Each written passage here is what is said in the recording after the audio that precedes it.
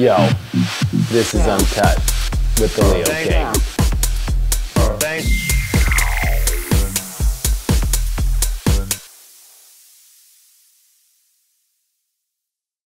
What's up? It's David Palmer, the Leo King, and this is my new series called Uncut Astrology with the Leo King.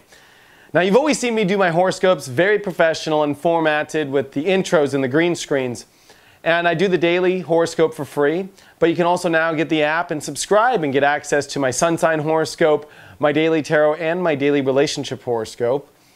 But this is the opportunity for me to talk about the astrology, be uncut, see me in my office in the raw state where I do the horoscopes, I do readings, and where I channel the astrology.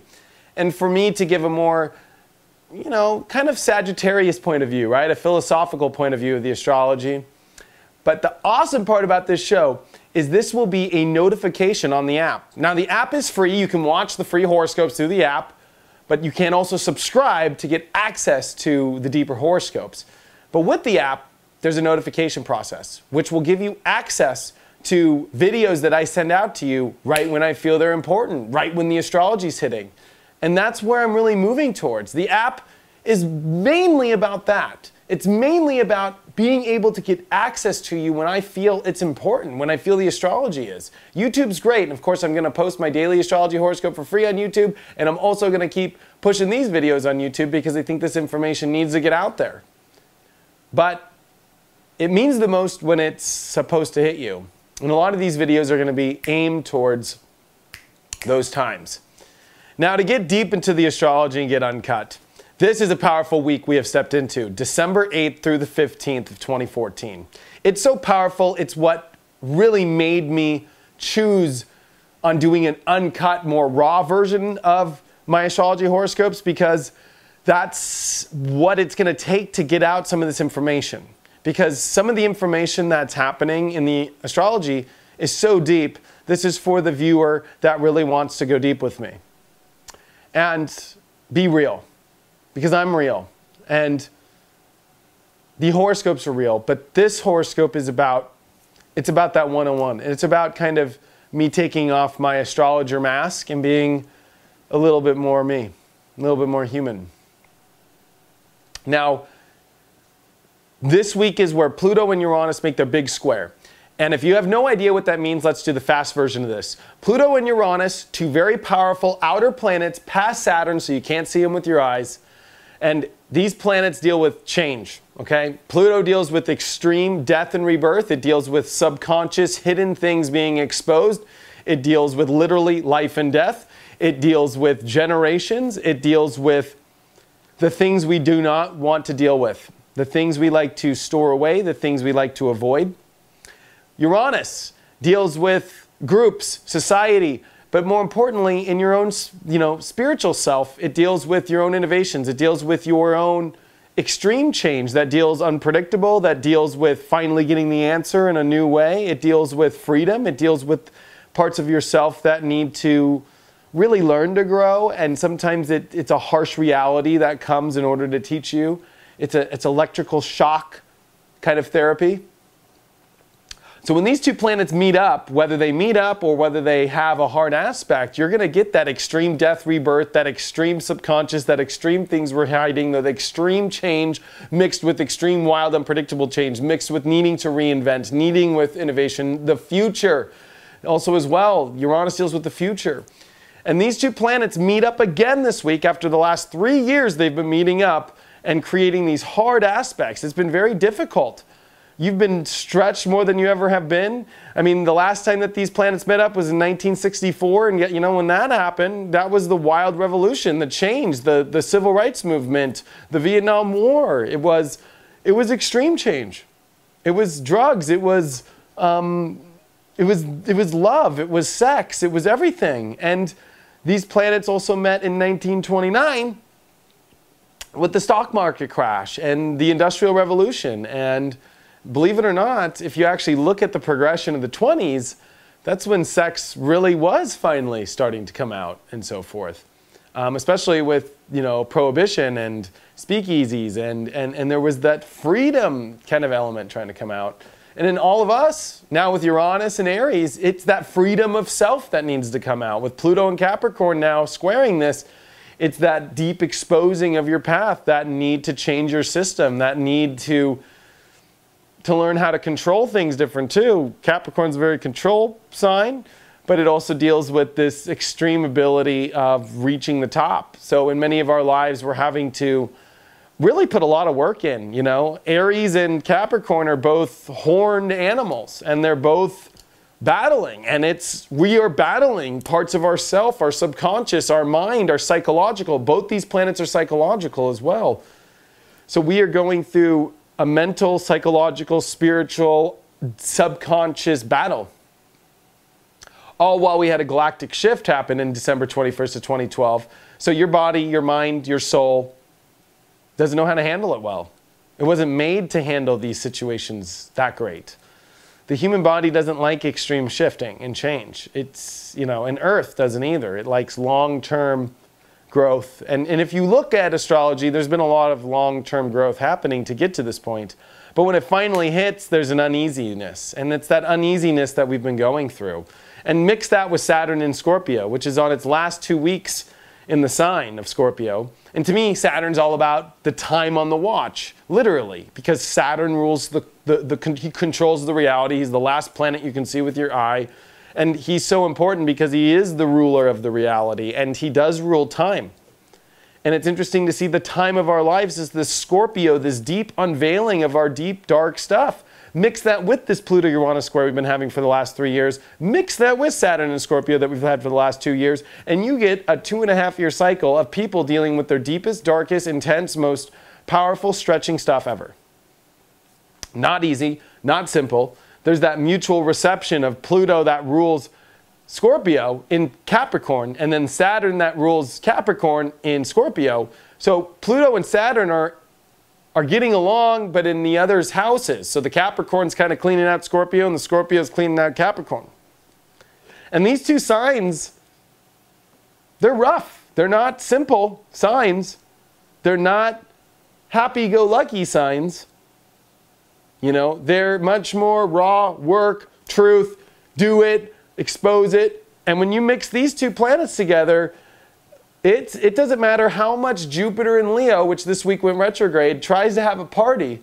It's hard to have a party when you got the goth in the room, you know, hanging out with Marilyn Manson, exposing the crazy crap in the closet in the corner that you can't avoid when they're pulling out the closet and there's dead bodies flying out of it. Now I'm using a very harsh example, but I'm using that whole Scorpion kind of, there's this truth being exposed in your life. It's kind of hard to party. Jupiter and Saturn are squaring, you know. It's kind of hard to party. And Jupiter in Leo wants to party.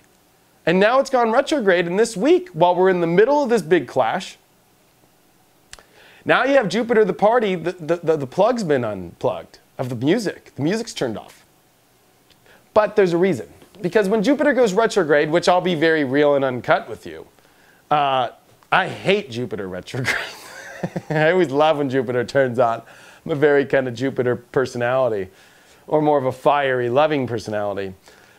But the good part of Jupiter retrograde is it really does reveal where you've been growing and expanding. And in many ways, we need to now understand the party we've been trying to start. We need to see where we did get the party to work good for ourselves, where we did get to expose our happiness, where we did get to have that, you know, that Leo twisty-tailed cat feline aspect of ourselves, and the way we twitch our tail a little bit. We need to expose why and how can we get that part of ourselves back while dealing with extreme dark, while dealing with extreme stuff we're unveiling about ourselves. There's truly nothing wrong with darkness. I just watched, again, some Terence McKenna videos that I love Terence McKenna. And death really is the journey of all of our lives. And, you know, he reminded me of that, especially as he brought up, like, especially on Earth, 94% of the species on Earth always die or go extinct.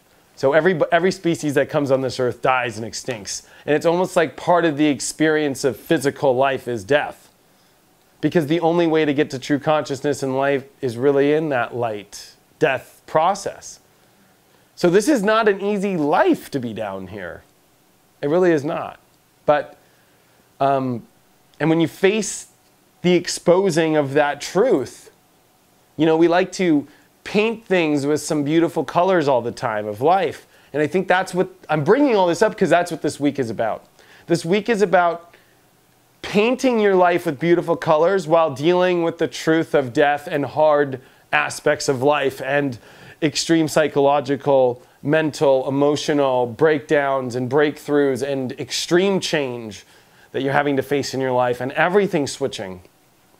All while Venus then moves into Capricorn, which Venus went retrograde in January and February 2014 in Capricorn and now is coming back to seed that. So this will be 1 year of some very powerful aspects of Capricorn energy of your purpose, your goals. I mean, and with a new moon that was here in the new year, I guarantee you, you're tired after this year. You're tired. This is not easy life to get through right now. The universe is shaking the board game. And all the pieces, the earthlings, the souls, are having to navigate and be positive, but deal with the extreme. And it becomes, wow. But you know me, I like to bring the positive. And the positive in this week is we got the Sun and Jupiter trining, even though Jupiter has gone retrograde, and we are kind of revealing all this stuff about Jupiter. There's a reminder to remain positive, to see the bigger picture of life. And there's this reminder to get your life back into a place of knowing where to go with your happiness, knowing the target of where this all is going, even when you're dealing with the craziness and change. That's because Sagittarius, which Saturn's about to enter too, is the sign of adventure. It is the sign of aiming. It's time to really keep your aim, no matter what's happening on the board. One thing about Sagittarius is it's like the half man, half horse, right? And I've always said that, you know, one thing is the human seems to know where it wants to go. Our thoughts, our philosophies. But that wild horse, it's going to run around crazy. And there's that aspect of no matter how much you try and stay in target, you have to be, you know, the horse is running around. That wild aspect is running around. And we're all having to remember that even when it's crazy and the board shifting, to at least try and find that spot and stay on it. And with all this Capricorn energy, do whatever it takes to get there. And the universe is testing you extreme. And I think just to end kind of this uncut, don't let this week phase you. Start to reveal what it is that will make you happy. Aim where you must go. But deal and know that you're living through the same energy that people who lived through the 1960s lived through, and the same energy that people lived through the stock market crash. And if you just want to keep going back, it gets pretty crazy. But you know, you're very lucky to experience this in life. It's extreme and crazy. To be honest with you, especially with Neptune and Pisces, I mean, the universe has been drugged. And welcome to the experience.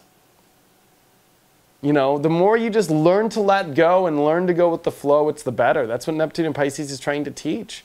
Especially as it's going to make some big squares to Jupiter and to Sagittarius in 2015.